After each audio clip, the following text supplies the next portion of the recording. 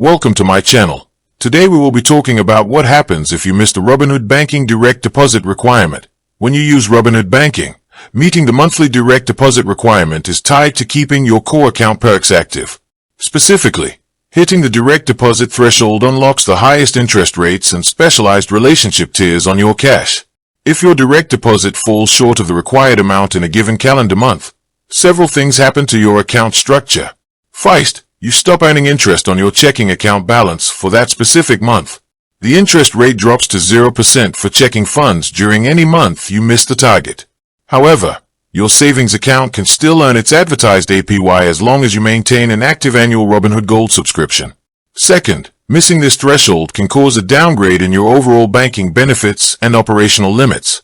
You may lose access to specific relationship tier perks, such as fee waivers on out-of-network ATMs, free wire transfers, or specialized cash delivery options, shifting standard transaction fees back onto your account. Robinhood does provide a grace period if you are just getting started. If your very first direct deposit is under the required amount, the platform typically waives the requirement for that initial month plus the 2 following months to give your payroll provider time to adjust. Additionally, Robinhood looks at a rolling window. If you have met the direct deposit threshold in the current calendar month or in any of the prior 3 calendar months, certain benefits can remain intact.